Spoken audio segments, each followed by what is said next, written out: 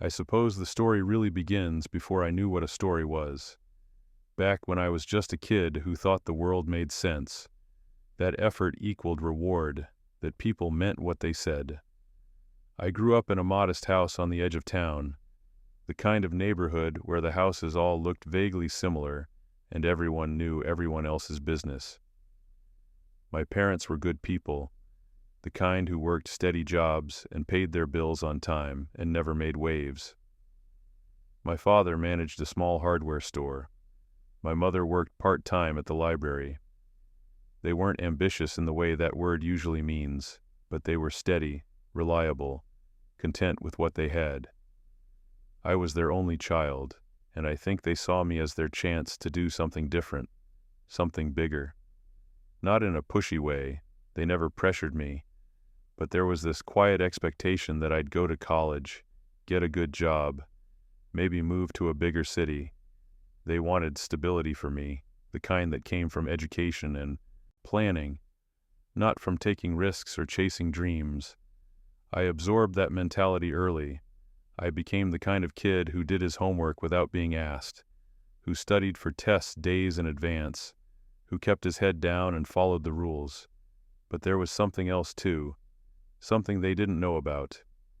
My grandfather, my father's father, lived 3 states away in a sprawling house I'd only visited a handful of times. He was a different breed entirely. Charles Turner had built a small manufacturing business in the 70s that somehow survived when everyone said it wouldn't, then grew when everyone said it couldn't. By the time I was old enough to understand what wealth meant, he'd diversified into real estate, bought a controlling stake in a regional shipping company, and basically became the kind of person whose name appeared in business journals alongside words like visionary and self-made. My father never talked about him much. There was some old wound there, some fundamental disagreement about what mattered in life. My grandfather had offered to pay for my father's education at an expensive private school, to set him up in the business, to give him every advantage. My father had refused it all, said he wanted to make his own way, didn't want to owe anyone anything. I think my grandfather respected that decision even as it drove a wedge between them. They were polite at family gatherings, cordial but distant, like two people who'd once been close but had taken such different paths that they'd lost the ability to understand each other. I met my grandfather maybe 6 or 7 times growing up. He'd visit once a year, usually around the holidays, always bringing expensive gifts that my father accepted with tight smiles and thank yous that sounded more like obligations than gratitude.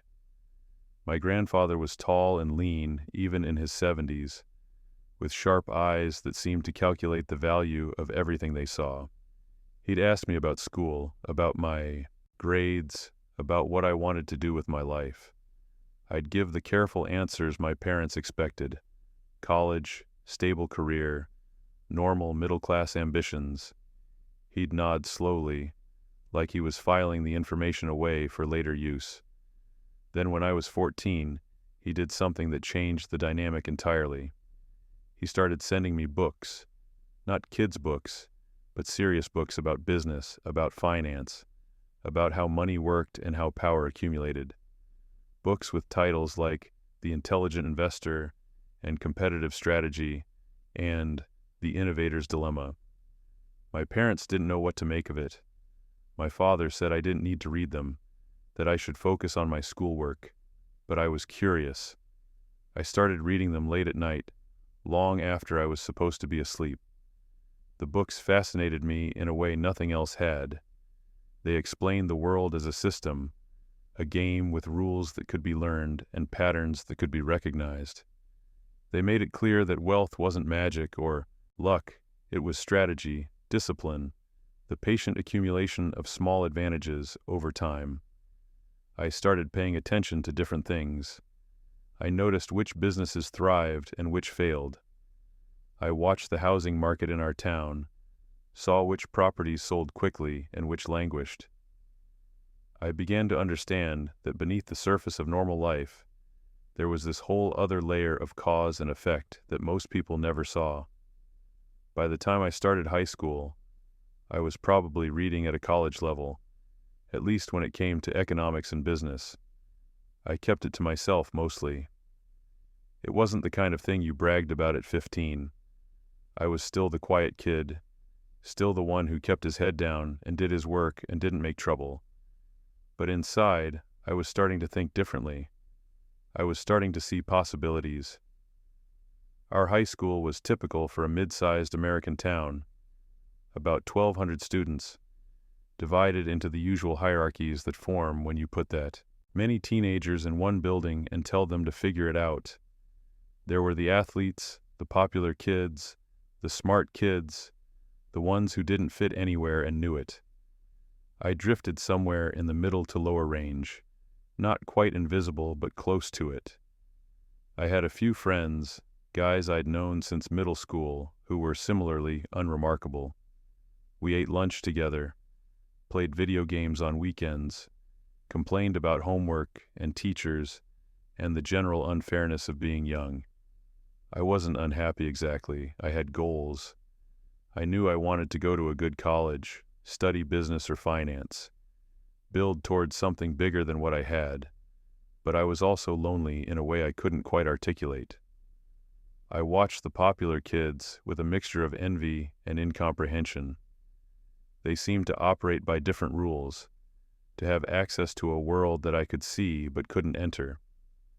The girls in particular seemed like creatures from another planet, confident, sophisticated, moving through the hallways with an ease I couldn't imagine possessing. Veronica Turner appeared in my life at the beginning of junior year. She transferred in from some private school across the state, one of those places where tuition cost more than my father made in half a year. I remember the first time I saw her in the cafeteria. She had this presence, this way of occupying space that made people notice her immediately. Long dark hair, perfect posture, clothes that clearly cost more than everything in my closet combined. Within a week, she'd established herself at the center of the social hierarchy, sitting with the popular seniors, dating the captain of the lacrosse team, seeming to exist in a sphere of certainty and belonging that I'd never experienced. I didn't think much about her at first. She was out of my league in every conceivable way, the kind of girl you admired from a distance without seriously considering as a real possibility. But then something strange happened. We got paired together for a project in AP history, one of those random assignments where the teacher just goes down the roster alphabetically and matches people up.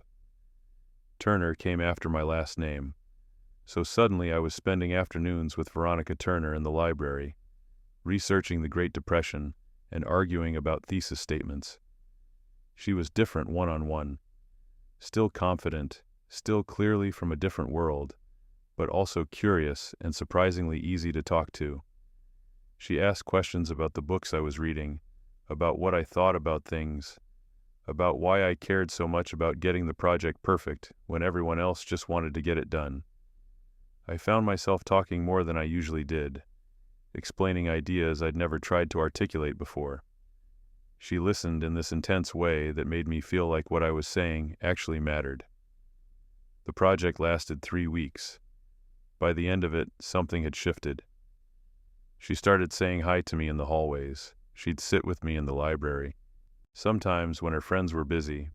Once, she asked if I wanted to grab coffee after school. Just the two of us, nothing formal. I said yes before I could think about it, before I could talk myself out of it with all the logical reasons why she couldn't actually be interested in me. That coffee turned into another coffee, then dinner. Then suddenly we were spending time together regularly, and everyone at school knew it, and I couldn't quite believe it was happening. The popular girl, the one who dated lacrosse captains and wore designer clothes, and seemed to float above the ordinary concerns of high school life, was dating me. Me, the quiet kid who read business books and had maybe 3 friends, and had never been to a party that wasn't someone's supervised birthday gathering. She told me she liked that I was different, that I thought about things, that I had plans and ambitions beyond just getting through the next weekend.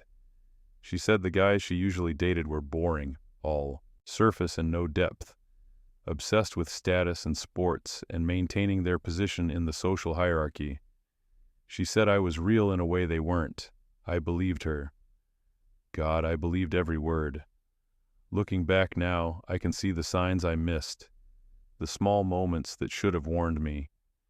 The way she'd ask casual questions about my family, my background, where my parents worked and what they did. The way her interest seemed to spike whenever I mentioned my grandfather's name. The few times I let it slip that he was successful, that he'd built something substantial. The way she never really wanted to spend time with just me and my friends. Always found reasons why we should be at the popular kids' parties, the places where people could see us together. But at 16, 17 years old, when a girl like Veronica Turner says she wants to be with you, you don't ask questions. You just feel grateful and slightly terrified that she might change her mind. We dated through the fall and into winter. She introduced me to her world gradually, bringing me to parties and gatherings where everyone seemed to know each other and speak in a shorthand I didn't understand. I tried to fit in, tried to be the person she seemed to want me to be. I bought better clothes even though I couldn't really afford them. I learned to make conversation with people who intimidated me. I pretended to care about things I didn't care about, and to find humor in jokes I didn't think were funny. And slowly, almost imperceptibly, I started talking about my grandfather more. Not bragging exactly, but mentioning him in conversation, dropping hints about his success, his businesses, his wealth. Veronica always perked up when I did. She'd ask follow-up questions, want to know more details, suggest that maybe we could visit him sometime, that she'd love to meet him. I should have seen it, but I didn't. Or maybe I did and chose to ignore it, chose to believe that she cared about me for reasons beyond what my family name might mean, what access it might provide. Either way, I kept talking, kept sharing, kept opening up in ways that would later destroy me. The real escalation started in January of senior year. Veronica suggested we throw a party, a big one, the kind that would be remembered for years. Her parents were going out of town for a long weekend. She had a huge house, the kind with a pool and a finished basement, and rooms that seemed to serve no purpose except to demonstrate that the owners had space to waste. She said it would be fun, that we could invite everyone, that it would be a chance to really celebrate being young and free, and having our whole lives ahead of us. I helped her plan it. I contributed money I'd saved from a part-time job at a grocery store, money I'd been setting aside for college application fees. I invited people I barely knew, trying to seem confident and social and like the kind of person who belonged at parties like this. I told myself, this was what growing up looked like, what being in a relationship with someone like Veronica required. The party was massive, easily 100 people packed into her house, music pounding, alcohol flowing, despite the fact that we were all underage, and probably committing multiple crimes just by being there. I drank more than I should have, trying to calm my nerves, trying to seem relaxed and comfortable in a situation that made me want to crawl out of my skin. Veronica was everywhere that night, holding court in different rooms, laughing with different groups, seeming to glow with the kind of confidence that comes from knowing you're exactly where you're supposed to be. I followed her around like a satellite, trying to stay close without seeming clingy, trying to be part of her world without fully understanding the rules. Around midnight, things shifted. I was in the kitchen, refilling my drink and talking to someone from my English class, when I heard Veronica's voice from the living room, louder than the music, cutting through the noise with that sharp edge she got when she was performing for an audience. "Oh my God, you guys have to hear this story about my boyfriend." I felt something cold settle in my stomach. The conversation in the kitchen stopped. Everyone turned toward the living room, drawn by the promise of drama, of entertainment at someone else's expense. I moved closer, trying to seem casual, trying to convince myself this was going to be fine, just some funny anecdote, nothing serious. Veronica was standing on the coffee table, drink in hand, surrounded by maybe 20 people, all the popular kids, all the ones who mattered in the strange economy of high school social capital. She saw me approaching and smiled, but it wasn't the warm smile I'd grown used to. This was different, sharper, more calculated. "So my boyfriend," she said, gesturing toward me with her drink, "tells me his grandfather's basically loaded, like serious money, real estate, businesses, the whole thing. And I'm thinking, okay, interesting, but whatever, right? Money doesn't mean anything if you're not actually cool." People laughed. I tried to laugh too, tried to play along even though my heart was hammering, and some instinct was screaming that this was going somewhere terrible. But then, Veronica continued, her voice getting louder, more theatrical, I start realizing something. "He talks about his grandfather constantly, like, constantly. Every conversation somehow comes back to how successful Charles Turner is, how much money he has, how many businesses he owns. And I'm like, dude, that's not your success. That's his. You're just riding on his name." The laughter got louder. Someone shouted something I couldn't quite hear. Veronica was fully in performance mode now, feeding off the attention, the power of having everyone focused on her. "And here's the best part," she said, and I absolutely knew, that whatever came next was going to be devastating. "He actually thinks that's enough. He thinks that being related to someone successful makes him interesting. He thinks I'm dating him because he's special, because he's smart or ambitious or whatever, but honestly," she paused for effect, making sure everyone was listening, "he's nothing without that last name. Take away his grandfather's money, and what is he? Just another boring nobody who thinks reading business books makes him important." The room erupted. People were howling with laughter, pointing at me, repeating her words back to each other. I stood there, frozen, unable to move or speak or defend myself. Every eye in the room was on me, seeing me the way she'd just framed me, as a fraud, a pretender, someone desperately clinging to borrowed importance. Veronica jumped down from the coffee table and walked over to Alexander Sinclair, a senior who'd graduated from some prep school in Connecticut and whose family owned half the commercial real estate in our county. She kissed him in front of everyone, long and deliberate, making absolutely certain I saw it, making sure everyone saw me seeing it. "Now that's real success," she said to the room, still wrapped around Alexander. "Not some inherited, maybe someday possibility. Actual power, actual connections, actual money that matters right now." I should have said something. Should have defended myself, should have called her out, should have at least maintained some shred of dignity. But I just stood there, paralyzed by humiliation, by the sudden understanding that everything I'd believed about our relationship had been a carefully constructed lie. She'd never cared about me. She'd cared about what she thought I represented, what access she thought my grandfather's name might provide. And now, in front of everyone who mattered in our small high school world, she was making it clear that I'd failed even that low bar. I left the party, just walked out without saying anything to anyone, went home, locked myself in my room, and stared at the ceiling for hours. My phone started blowing up almost immediately. Text messages, social media notifications, all the usual channels teenagers use to spread information and amplify humiliation. Someone had recorded Veronica's speech. Multiple someones, actually. It was already circulating, already being shared and commented on and memed. But that wasn't the worst part. The worst part came the next morning when I checked my phone and saw that Veronica had posted screenshots of our private messages.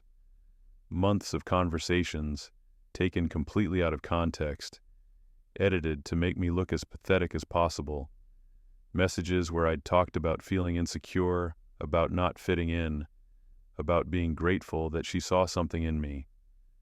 Messages where I'd asked her advice about clothes, about how to act at parties, about how to be the kind of person her friends would accept. She'd captioned the screenshots with commentary, turning my vulnerability into entertainment, my honest insecurity into proof of weakness. When you're dating someone for their grandfather's money, but they can't even dress themselves without help, read one caption. Imagine being this dependent and thinking you're going to be a businessman someday, read another. The post went viral within our school's social ecosystem. By Monday morning, I'd transformed from invisible but harmless to the primary source of mockery and contempt.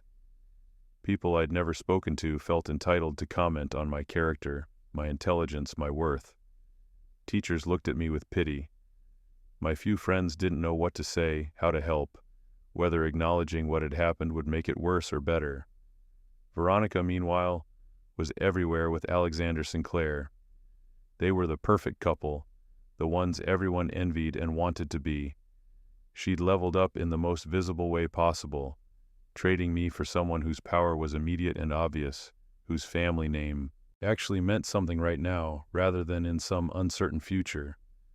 I stopped going to lunch in the cafeteria, started eating in my car or in empty classrooms, stopped going to parties or gatherings, stopped trying to be social. I focused on my schoolwork with an intensity that bordered on obsession, diving into my books and my studies because they were the only things that felt safe, the only place where effort still correlated with results. But inside, something was breaking, not in the dramatic way that makes for good stories, but in the slow, grinding way that actually damages people. I started doubting everything. Every conversation I'd had with Veronica, every moment I'd thought was genuine, now seemed like evidence of my stupidity, my willingness to believe what I wanted to believe, rather than see what was actually there. I'd been so hungry for acceptance, for belonging, for validation from someone who represented everything I wasn't, that I had ignored every warning sign, every small cruelty, every moment that should have told me something was wrong. I made mistakes during this period, stupid, desperate mistakes that made everything worse. I tried to confront Veronica once, in the hallway between classes, asking her why she'd done it, what I'd done to deserve that level of public destruction. She looked at me like I was an annoyance, barely worth her time. "You were boring," she said, as if that explained everything. "And you were using your grandfather's name to seem more interesting than you actually are." I just pointed out the truth. Don't be mad at me for being honest. I tried to defend myself online, posting my own side of the story, trying to provide context for the messages she'd shared. It backfired spectacularly.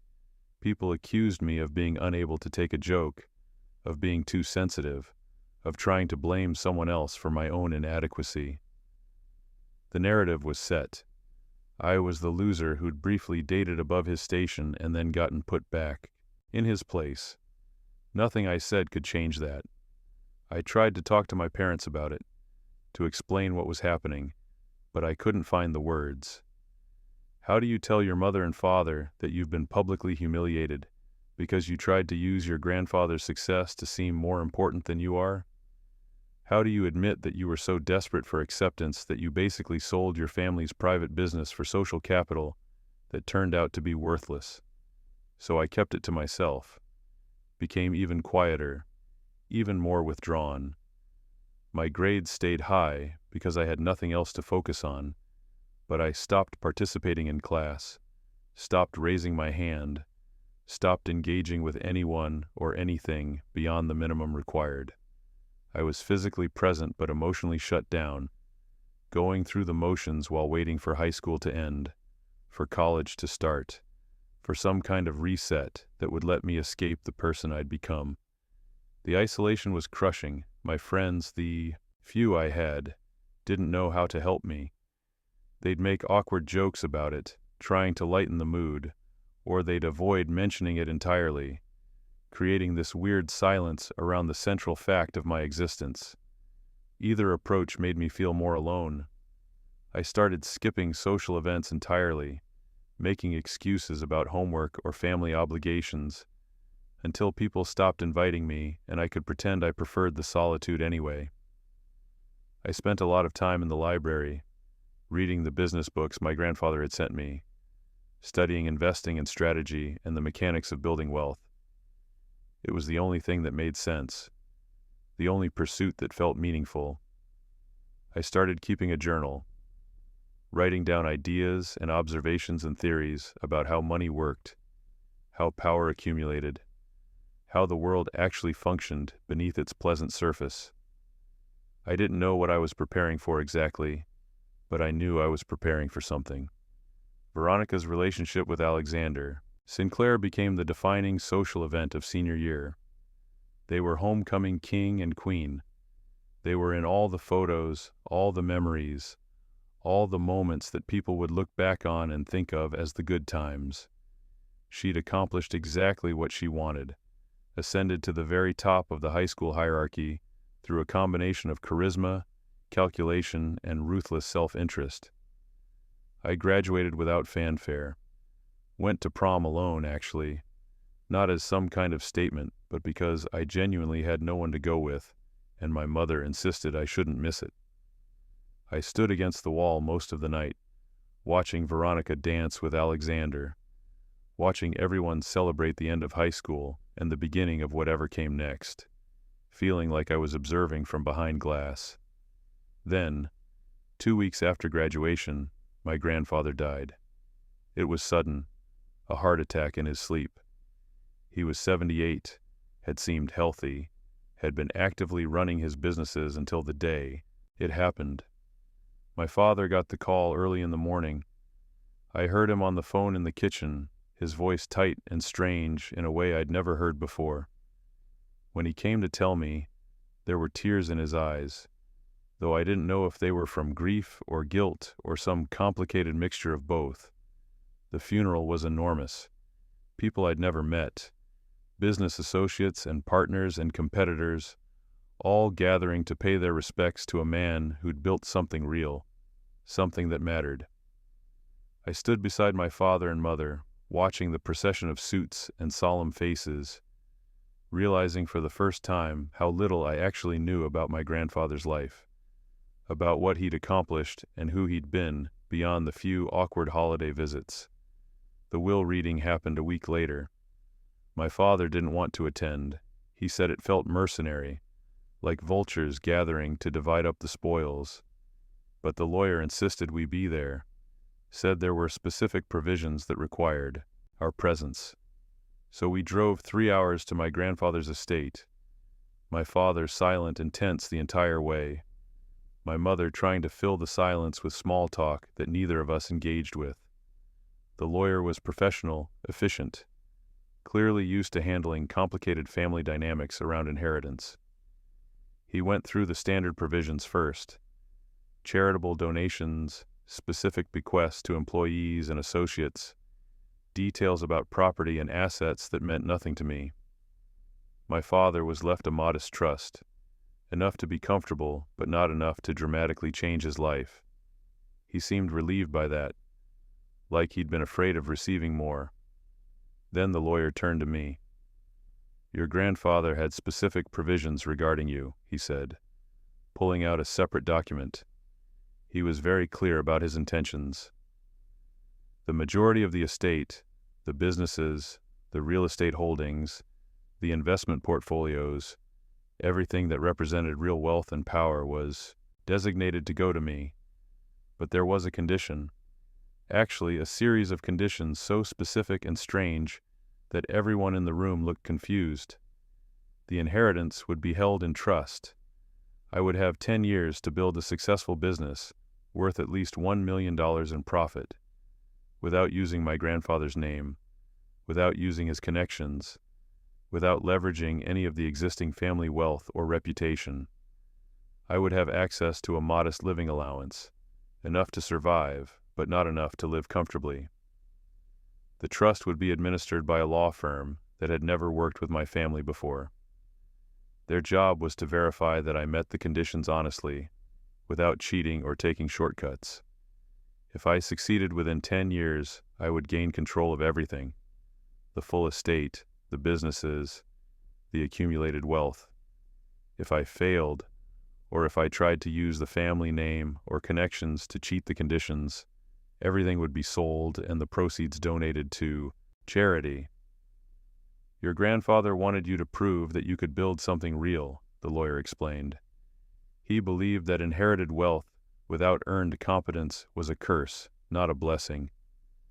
This was his way of ensuring you learned what he learned: that success comes from discipline, strategy, and the willingness to start from nothing. My father looked stricken.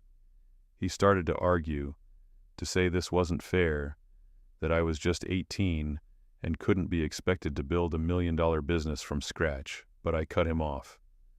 "I'll do it," I said. The lawyer nodded. "There's one more provision. News of the estate and its size has already begun circulating.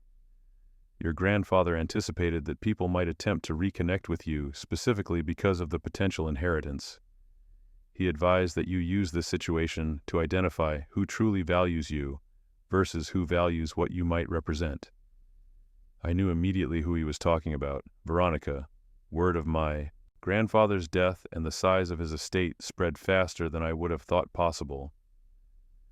By the time we drove back home, my phone was already showing missed calls from numbers I didn't recognize. Within 2 days, Veronica had reached out.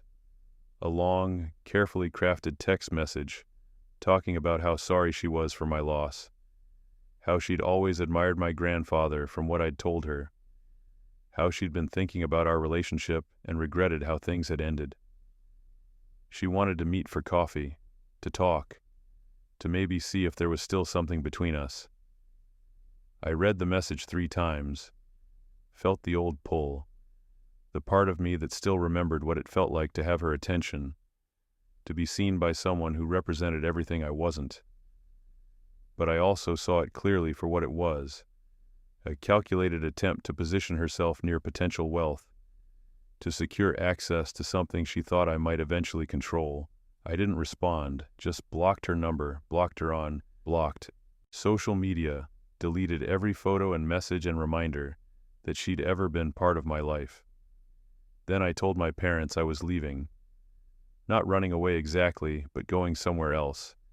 Somewhere I could start fresh without the weight of my high school reputation or the ghost of my grandfather's name hanging over everything I did.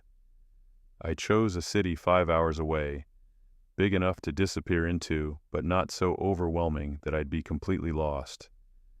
I found a cheap apartment in a questionable neighborhood, the kind of place with thin walls and questionable plumbing and neighbors who minded their own business. I enrolled in the community college, starting my business degree from scratch because I couldn't afford the university I'd been planning to attend, and I got a job in sales. The sales job was at a car dealership, the kind of place that chewed through employees and spit them out. The pay was commission-based, which meant some weeks I barely made rent and other weeks I could actually save a little. The work was brutal: long hours, constant rejection, the soul-crushing grind of trying to convince people to buy things they didn't need with money they didn't have. My coworkers were a mixture of desperation and cynicism, guys who'd been doing this for years and had the hollow eyes to prove it. But I learned. God, I learned so much. I learned how to read people, how to identify what they actually wanted versus what they said they wanted. I learned how to build rapport quickly, how to establish trust, how to guide conversations toward conclusions that benefited everyone. I learned that selling wasn't about manipulation exactly, at least not good selling, but about understanding desire and finding legitimate ways to satisfy it. The dealership had this old-school manager, Peter Whitman, who'd been in the car business for 30 years and had seen every trick and tactic imaginable. He took an interest in me for reasons I never fully understood. Maybe he saw something in the way I worked, the intensity I brought to even the smallest interactions, Or maybe he just recognized someone who had nowhere else to go and was willing to do whatever it took to survive. Peter taught me things they don't put in business books. He taught me that success in sales comes down to volume and consistency, that you can't control whether any individual customer buys, but you can control how many customers you talk to and how well you present the options. He taught me that people buy from people they like and trust, which means authenticity matters more than perfect pitch. He taught me that desperation shows and kills deals, that you have to care about the outcome without needing it so badly that customers can smell the fear. I worked that job for 18 months, saving every dollar I could, studying at night, slowly building a foundation of practical knowledge about business and people and how value exchanges actually happen in the real world. I wasn't enjoying it. Exactly. But I wasn't miserable either. I was too focused for misery. I had a goal: build a successful business, meet my grandfather's conditions, prove that I was something more than the humiliated kid from that party. But I also made a critical mistake during this period. I thought I could do it alone. I thought that asking for help or building relationships or admitting I didn't know everything would somehow be cheating, would somehow violate the spirit of my grandfather's challenge. So I kept to myself, didn't make friends, didn't network, didn't build the kinds of connections that actually matter in business. I tried to launch my first business at age 20. It was a small e-commerce site selling refurbished electronics, phones, tablets, laptops. I'd identified the market opportunity, done the research, built a decent website, even lined up some suppliers. I put every dollar of my savings into inventory, about $8,000 total, money I'd earned through months of brutal commission-based work. The business failed within 4 months. Not spectacularly, not in some dramatic implosion, but through the slow bleeding of small miscalculations. I'd underestimated shipping costs. I'd overestimated demand. I'd failed to account for returns and warranty claims. I hadn't built any relationships with suppliers, so I had no leverage when problems arose. I'd been so focused on the mechanics of business that I'd forgotten business is fundamentally about people, about relationships, about trust. When I finally had to admit defeat, I had $600 left in my bank account and a cramped apartment full of electronics I couldn't sell at anywhere near what I'd paid for them. I was 20 years old, 2 years into my 10-year deadline, and I'd accomplished nothing except proving to myself that I didn't know what I was doing. That failure nearly broke me. I spent weeks in a kind of paralysis, going to work at the dealership mechanically but feeling hollowed out, like I'd used up all my ambition and determination on one failed attempt and had nothing left. I stopped studying, stopped reading, stopped doing anything except the bare minimum required to survive. Peter noticed. He pulled me aside after a particularly bad day where I'd barely spoken to any customers, just wandered around the lot like a ghost. "What happened?" he asked. I told him everything. The failed business, the wasted money, the feeling that I'd proven everyone right, that I was exactly the nobody Veronica had said I was, someone who thought reading books and having ambition was enough when it clearly wasn't. Peter listened without interrupting. When I finished, he was quiet for a long moment. "You know what your problem is?" he finally said. "You think business is about being smart, about having the right ideas and executing them perfectly.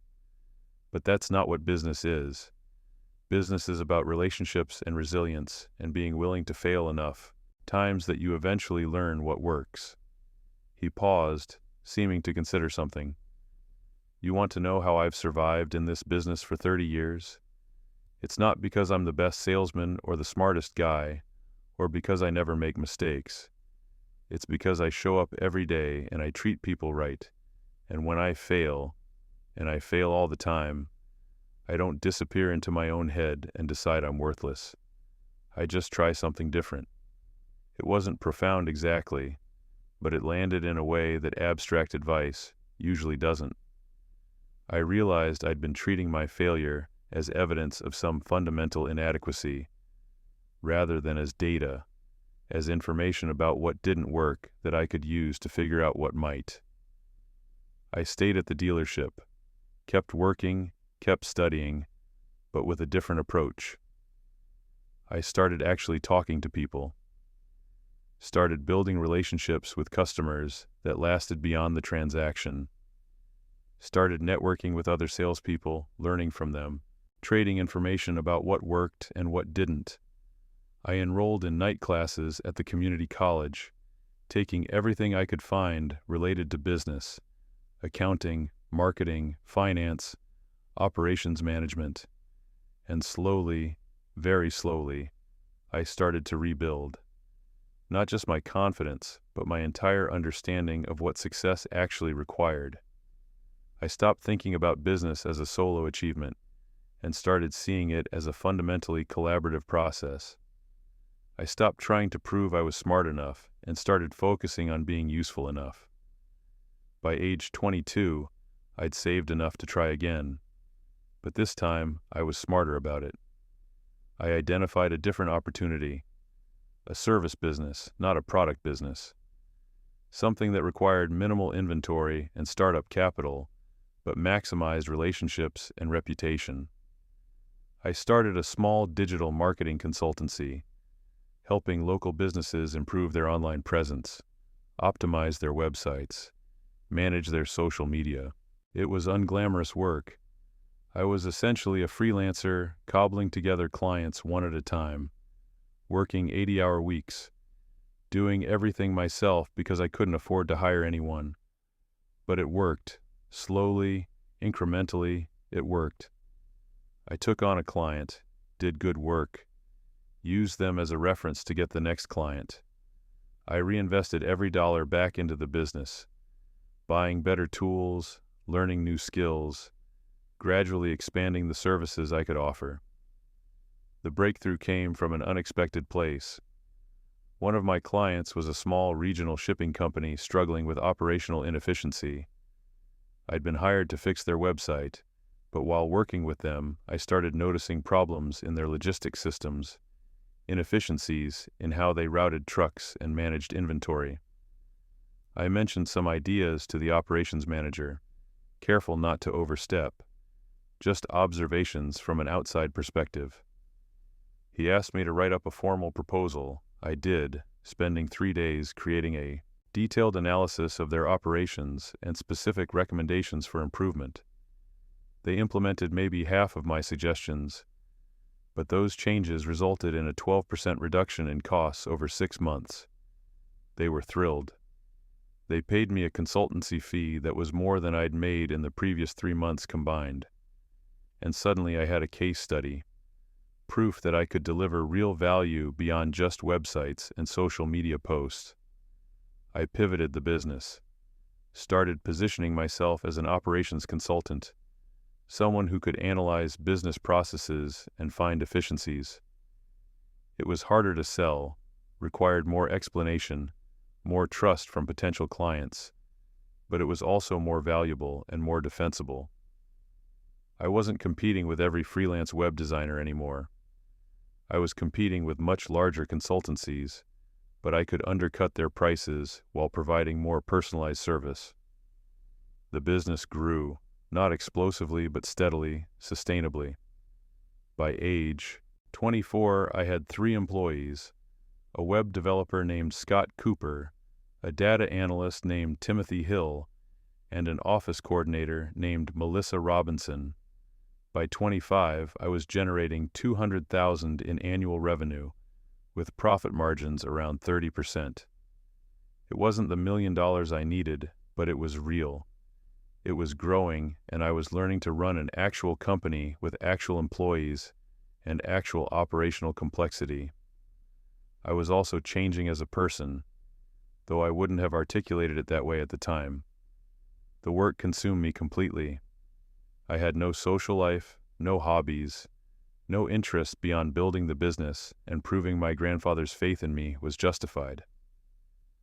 I dated occasionally, but never seriously, partly because I didn't have time, partly because I didn't trust my own judgment anymore after Veronica, partly because I just didn't feel things the same way I used to. There was this hardness developing in me, this protective shell. I was pleasant, enough with clients and employees, professional and competent, but I kept everyone at a distance.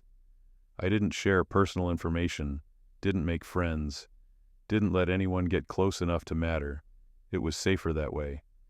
If no one mattered, no one could hurt you. If you didn't need anything from anyone, you couldn't be disappointed or betrayed. My parents worried about me. They'd visit occasionally, bringing food and concern, making gentle observations about how I worked too much and needed to take care of myself. I'd reassure them that everything was fine, that I was focused on important goals, that there would be time for balance later.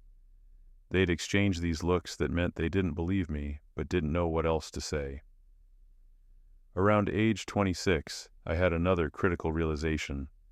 The consulting business was good, sustainable, profitable, but it wasn't scalable in the way I needed. My revenue was tied directly to my time and the time of my small team. To get to the $1 million profit threshold, I'd have to either hire many more people or charge dramatically more per project, and neither path seemed realistic given market conditions. I needed something that could scale without proportional increases in labor, something that grew exponentially rather than linearly. I started researching software businesses, looking at how technology companies created value. I spent months just observing, studying, trying to identify patterns in which companies succeeded and which failed. The opportunity I eventually identified came from my consulting work.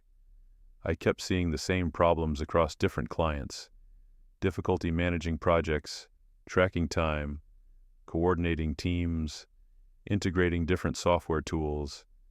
Every company was solving these problems individually, buying software from multiple vendors, creating Frankenstein systems that barely worked together. What if there was a single platform that integrated everything? Project management, time, tracking, team communication, financial management, all in one place, designed specifically for small to medium businesses that couldn't afford enterprise software or dedicate IT departments to integration. The market was crowded, but most existing solutions were either too simple, basic tools that didn't scale, or too complex, enterprise systems that small companies couldn't use. There was a gap in the middle, a sweet spot for businesses with 10 to 50 employees that needed real functionality without enterprise overhead. I spent 6 months validating the concept, talked to existing clients about their pain points, researched competitors thoroughly, built financial models projecting development costs and potential revenue, created mock-ups and prototypes to test whether the core idea made sense. Then I made what was probably the riskiest decision of my life. I shut down the consulting business, or rather, scaled it way down, keeping only my highest value clients, and redirected all the cash flow into building the software platform. I hired 2 developers, Matthew Lewis and Christopher Hartwell, paying them from my own savings while promising equity if the product succeeded. I spent every hour that wasn't client work on designing features, testing interfaces, talking to potential customers. The development took longer than I expected, 9 months instead of 6. The costs ran higher than I'd projected. There were technical problems, scope creep, features that seemed essential but took weeks to implement properly. By month 8, I was running out of money, seriously considering giving up, going back to just running the consulting business and accepting that I'd probably miss my grandfather's deadline. But then we shipped version 1.0. Not perfect, not even close, but functional, useful, something I wasn't embarrassed to show to potential customers. I started selling before the product was ready for real commercial use, offered dramatically discounted, Pricing to early adopters willing to deal with bugs and provide feedback. Got 10 companies to sign up in the first month, 20 in the second. The revenue was minimal, not even enough to cover ongoing development costs, but it proved the concept worked. People would pay for this. They'd use it. They'd tell other people about it. I reinvested everything.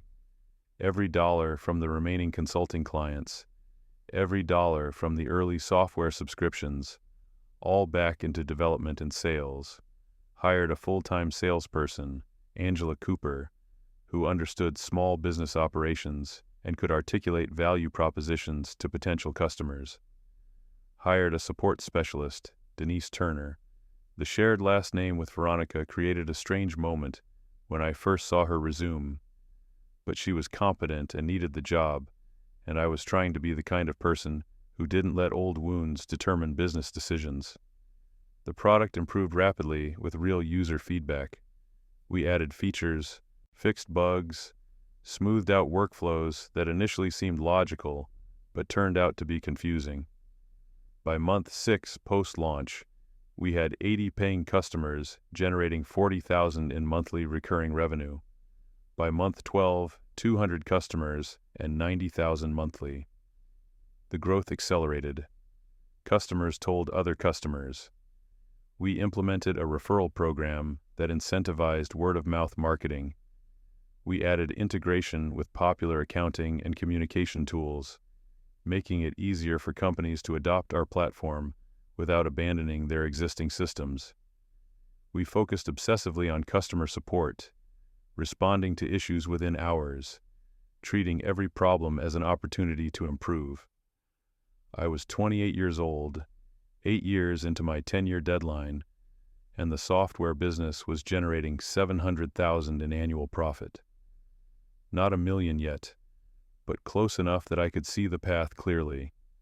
I just needed to keep executing, keep growing, keep making the small, incremental decisions that added up to sustainable success. But I was also exhausted. Not physically exactly, though I was working 70-hour weeks and sleeping maybe 5 hours a night. More fundamentally exhausted. I'd achieved what most people would consider impressive success. Built a real company, employed 15 people, created genuine value for hundreds of customers. But I felt hollow. Like I was going through motions without experiencing them. Checking boxes on someone else's list of accomplishments without feeling anything about the achievement. I didn't have friends. Didn't have hobbies. Didn't have interests beyond work. I lived in a nicer apartment now. Could afford decent furniture and clothes that actually fit. But I spent almost no time there beyond sleeping. The people I employed were competent and professional, but I didn't know them beyond their work performance. I'd successfully walled myself off from human connection so thoroughly that I wasn't sure I could find my way back even if I wanted to. My parents visited on my 29th birthday. My mother brought a cake, tried to make it feel festive and celebratory. I appreciated the gesture, but couldn't quite inhabit the moment. Couldn't pretend to feel the joy she clearly wanted me to feel. She asked if I was happy. I said I was successful, which was true, and avoided the actual question. My father pulled me aside later, asked about the inheritance, about my grandfather's conditions. I told him I was on track, would probably meet the profit threshold within the next year, would gain control of the full estate shortly after my 30th birthday. He looked troubled. "You know that's not what he really wanted," my father said. "The will, the conditions, they weren't just about business. He wanted you to become someone who could handle wealth responsibly, someone who understood that money is a tool, not a goal. I'm worried you've built a successful business but lost yourself in the process." I didn't know what to say to that. Didn't know if he was right or wrong, or if the distinction even mattered. I'd sacrificed a lot. Relationships, experiences, the kind of lightness that comes from not being completely consumed by ambition. But I'd also built something real. Something that employed people and served customers, and would provide financial security for the rest of my life. Wasn't that enough? Shouldn't that be enough? The software platform hit $1 million in annual profit 3 months before my 30th birthday. I submitted the financial documentation to the trust administrators, along with verification from independent accountants. They took 2 months to review everything, to confirm I'd met the conditions honestly, to verify I hadn't used my grandfather's name or connections or existing wealth to cheat the requirements. Then, a week after my 30th birthday, I got the call. I'd met the conditions. The full estate would transfer to my control. The businesses, the real estate holdings, the investment portfolios, everything my grandfather had built over his lifetime, now mine to manage. The total value was staggering. $43 million across various assets. More money than I could have imagined 10 years ago. More than I needed. More than most people would see in multiple lifetimes. I'd done it. I'd proven myself. I'd met the challenge. I felt nothing. Just a kind of tired satisfaction, like finishing a marathon you weren't sure you could complete, but knowing the real cost was higher than you'd calculated when you started. The transition took months. Meetings with lawyers and accountants and business managers, learning about industries I'd never studied, manufacturing, logistics, commercial real estate, meeting employees and partners and stakeholders who'd known my grandfather, but viewed me with skepticism as the untested heir who'd probably destroy what took decades to build. I absorbed it all with the same focused intensity I'd brought to everything else. Studied financial statements and operational reports, asked questions, observed patterns, slowly began to understand how the various businesses connected, where inefficiencies existed, where opportunities might emerge. One of the largest assets was my grandfather's private equity fund, a vehicle he'd used to make strategic investments in growing companies. The fund had about $12 million in dry powder, capital ready to deploy into new opportunities. I'd inherited not just the fund, but the responsibility to manage it effectively, to identify promising companies, and provide them with capital and strategic guidance. I started reviewing potential investments, looking at pitch decks and business plans, talking to entrepreneurs seeking funding. It was interesting work, using everything I'd learned over 10 years to evaluate whether other people's businesses might succeed. Most opportunities I declined, not right fit, wrong timing, management team without necessary experience. But I was thorough, methodical, maintaining careful records of every company I reviewed in case future circumstances changed. That's when Veronica's company came across my desk.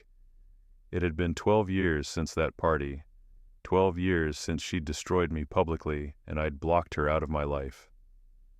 I'd thought about her occasionally over the years, mostly in moments of doubt when I'd question why I was working so hard and for whom.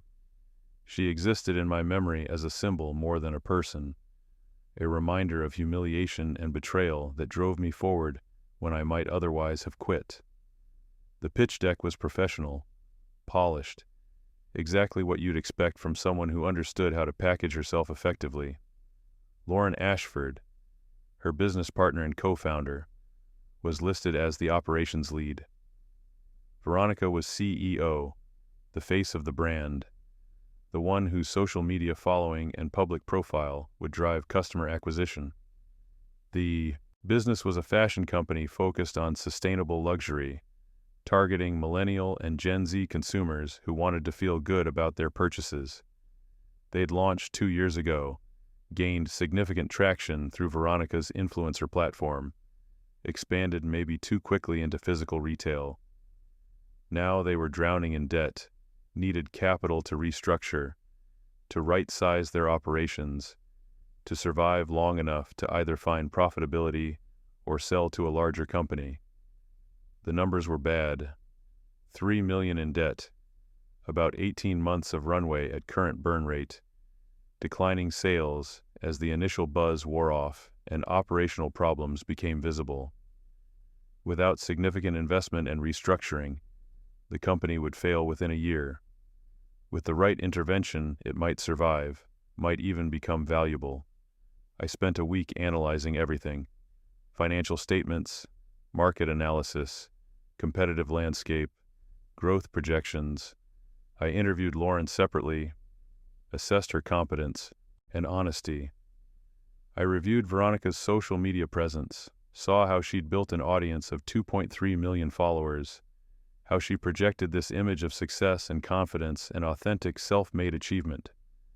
I saw the truth beneath the polish. She hadn't built the business alone. Lauren had done most of the actual work. The sustainable luxury positioning was marketing more than reality. The production wasn't significantly more ethical than competitors. The growth had come from leveraging other people's money, not from genuine operational excellence. She was good at the performance, at projecting success, but weak on execution. I could save the company. The numbers, while bad, weren't catastrophic. With proper restructuring, capital infusion, and operational improvements, the business could survive and potentially thrive.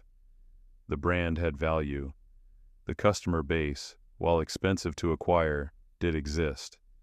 The partnership with Lauren showed genuine potential if managed correctly, but saving it meant giving Veronica another chance, meant pulling her out of the hole she'd dug through a combination of ambition and incompetence. And the question I had to answer, sitting in my office at 2 a.m. reviewing projections, was whether I'd become the kind of person who let old wounds drive business decisions. I thought about my grandfather, about what he would have done. He was ruthless when necessary, but never petty. He evaluated opportunities based on their merit, not on personal grievances. But he also understood leverage, understood power dynamics, understood that sometimes the most profitable move is one that creates permanent asymmetry. I called the lawyers, structured an offer. The fund would invest $2 million, enough to restructure the debt and provide operating capital for 18 months. In exchange, we'd acquire a 51% equity stake and board control. Veronica would retain her role as CEO and public face, but all strategic decisions would require board approval. Lauren would report directly to me, would provide regular operational updates, would essentially become our eyes and ears inside the company. The terms were fair but firm. Take it or go bankrupt trying to find capital elsewhere. I knew from reviewing their investor outreach that they'd been rejected by every other fund they'd approached. We were the last option, the only thing standing between survival and failure. I deliberately structured the deal so Veronica wouldn't know who was behind the investment. The fund operated under a corporate name that didn't include my grandfather's name or mine. The paperwork would be signed by representatives. I wouldn't appear personally until after the deal closed. They accepted within 48 hours. Desperate people don't negotiate hard. The acquisition closed 3 weeks later. I attended the first board meeting, let the lawyers handle introductions, watched Veronica's face as she realized who now controlled her company. She went pale, then red, then this strange frozen mask, where she was clearly trying to process multiple emotions simultaneously: recognition, shock, confusion, maybe fear. She didn't say anything during the meeting, just sat there while we went through the restructuring plan, the changes we'd implement, the new reporting structure. Lauren, to her credit, took it professionally. She could probably see the writing on the wall anyway, that Veronica was drowning and needed adult supervision, whether she wanted to admit it or not. After the meeting, Veronica tried to approach me.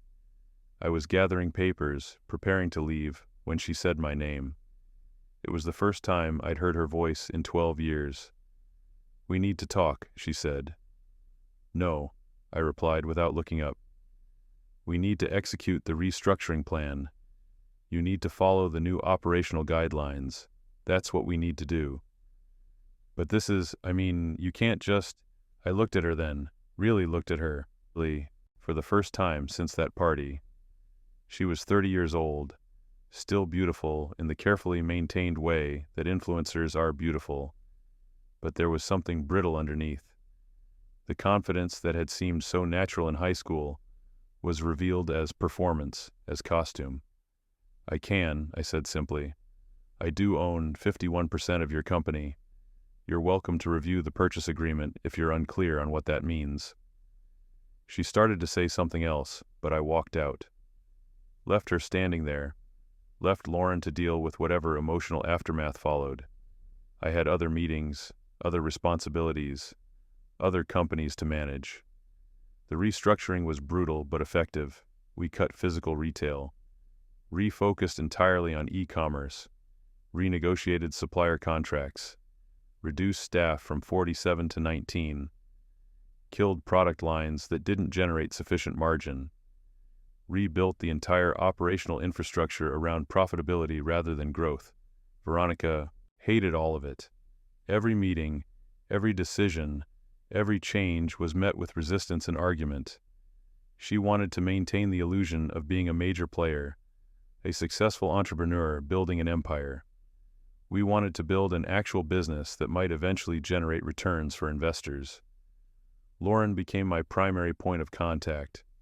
She'd schedule weekly calls, provide detailed updates on operations, flag problems before they became disasters. She was competent, honest, grateful for the intervention that had saved her job. Over months of working together, I developed respect for her.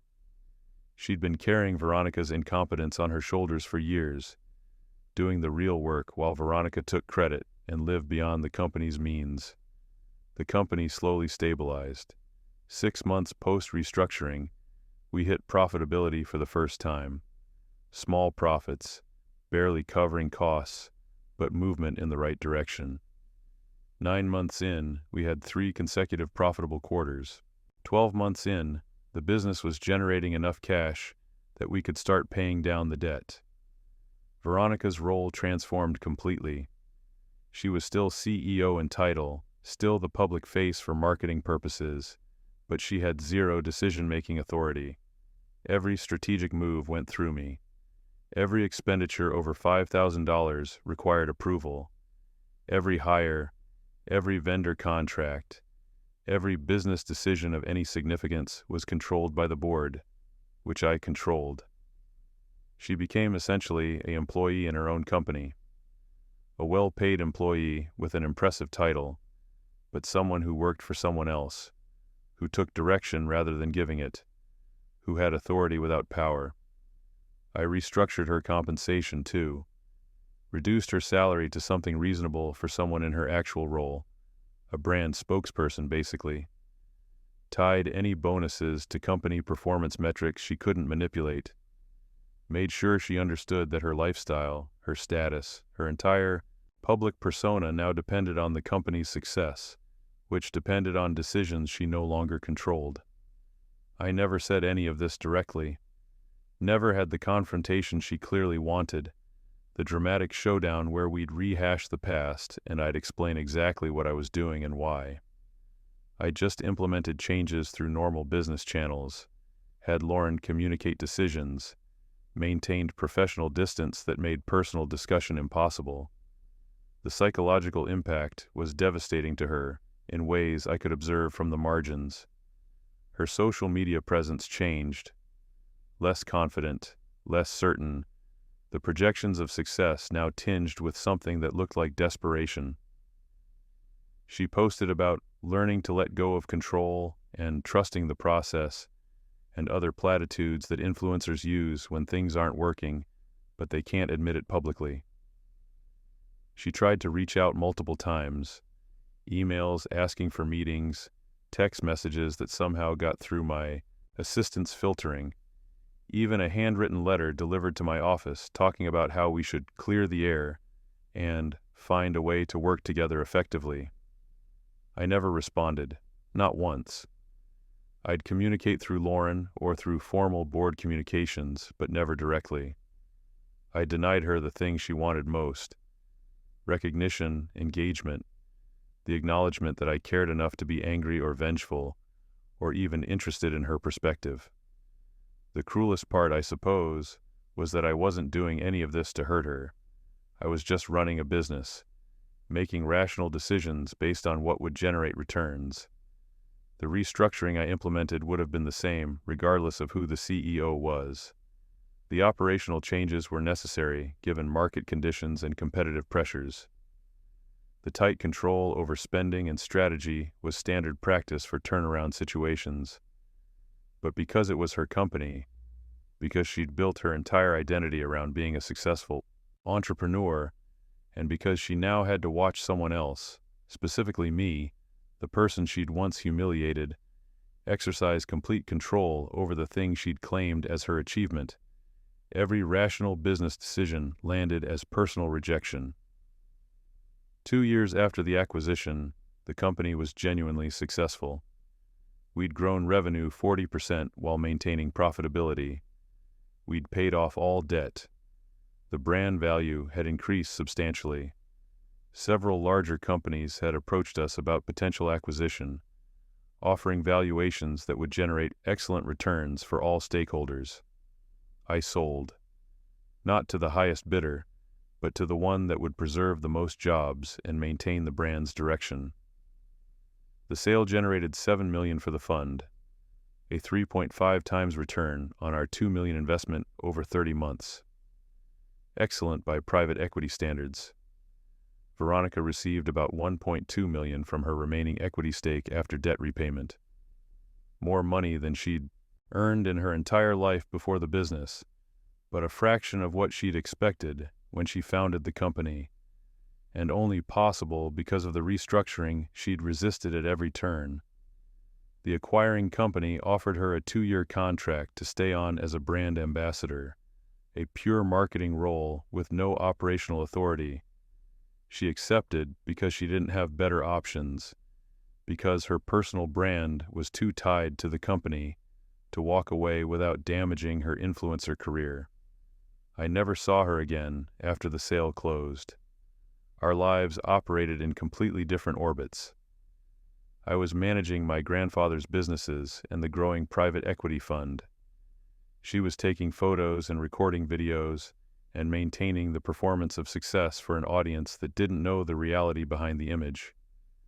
I sometimes wonder if she understands what actually happened, if she's connected the dots between the kid she humiliated at that party and the person who now owns a small piece of her entire professional existence.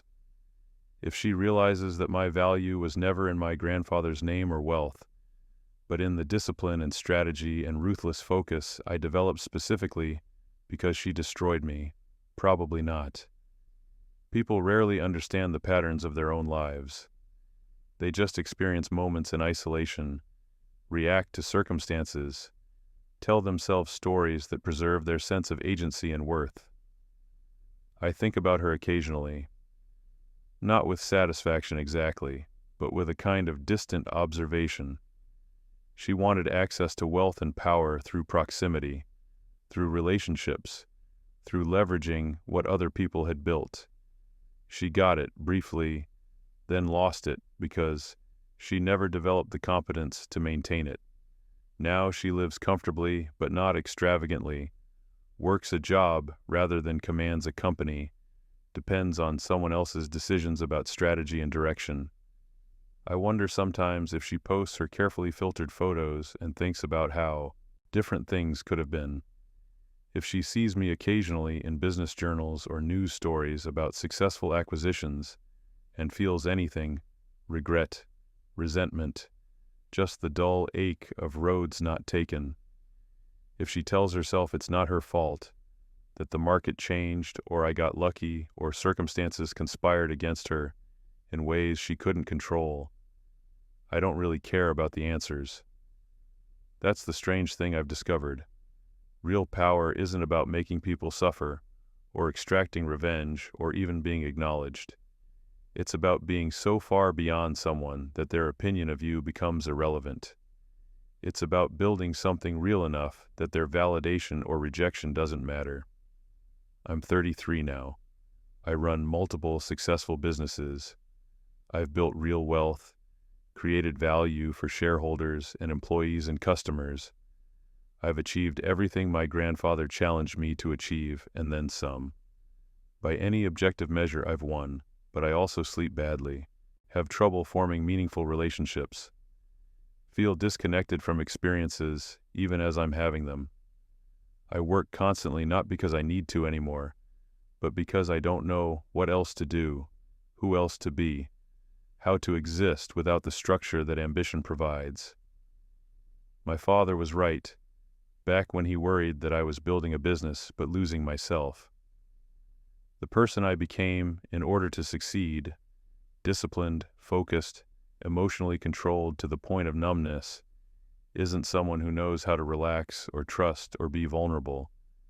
I've walled myself off so completely that I'm not sure there's a real person left underneath the performance, underneath the carefully constructed image of success. I think about Veronica sometimes and wonder if we're not that different after all. She built a public persona that hid fundamental emptiness. I built a business empire that serves the same function. We're both performing versions of success, both maintaining images that don't quite match the internal reality, both discovering that winning doesn't feel like we thought it would. The difference, I suppose, is that I know it. I see the cost clearly, understand what I've sacrificed and why. She probably still tells herself she's a success, that she's self-made, that the difficulties she's faced are just obstacles everyone deals with on the path to achievement. I sit in my office sometimes, late at night when everyone else has gone home, and look at the financial statements and growth projections and strategic plans that represent my life's work, and I feel nothing. Not satisfaction, not joy, not pride.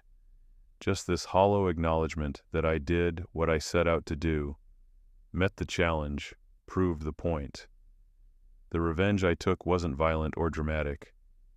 I didn't destroy Veronica's life or ruin her reputation or cause her to suffer in obvious ways. I just became someone who controlled something she valued, someone whose decisions determined her circumstances, someone she couldn't reach or hurt or manipulate or even really affect. I won, completely, decisively, in ways that can't be argued or reversed. And it changed me permanently, turned me into someone who achieves goals without experiencing them, who builds value without feeling it, who succeeds without joy. My grandfather wanted me to learn that success requires discipline and strategy and the willingness to start from nothing. I learned that. But I also learned that the kind of success that comes from pure ambition, from transforming humiliation into motivation, from making revenge the organizing principle of your life, that kind of success has a cost that doesn't appear on any balance sheet. I built an empire, and somewhere in the process, I lost the ability to inhabit it, to feel anything about it beyond the mechanical satisfaction of checking boxes and meeting metrics and proving points that no one but me remembers caring about. Veronica works for someone else now, does what she's told, maintains a public image that's increasingly disconnected from reality.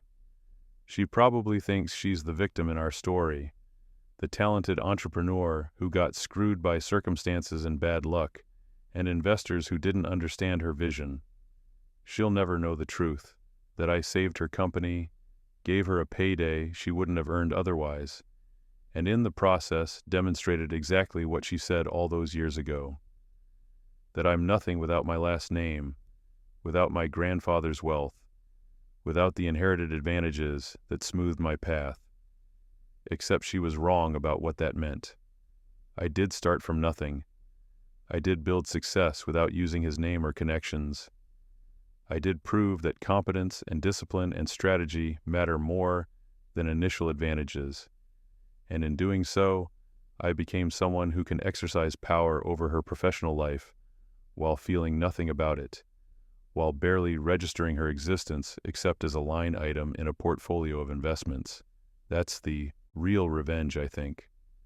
Not hurting someone who hurt you, but becoming so far beyond them that hurting them would require effort you can't be bothered to expend. Becoming someone for whom their entire existence is just a data point, A case study in what happens when you confuse performance with substance. I won, she lost, and neither of us is happy about it. That's what I think about sometimes, late at night in my empty office, reviewing financial statements for companies I own but don't care about. That's what my grandfather's challenge taught me. Success is achievable, wealth is buildable, power is accumulable, but the cost is everything else. Every connection you sacrifice, every experience you miss, every part of yourself you wall off to protect against the vulnerability that other people represent. You can win. You can build empires and prove points and demonstrate your value beyond any possible argument. But you can't go back to being the person who would have enjoyed it. That person died somewhere in the process, in the long nights of studying and working and grinding toward goals that mattered more than experiences, more than relationships, more than the actual texture of living a human life. I succeeded. I proved myself. I met every condition my grandfather set and exceeded them. I took the girl who humiliated me and reduced her to an employee in her own company, someone whose professional existence depends on decisions I make and probably don't even remember making. And I feel nothing, just this cold, hollow knowledge that I did what I set out to do, became what I needed to become, and lost something essential in the translation. That's the story.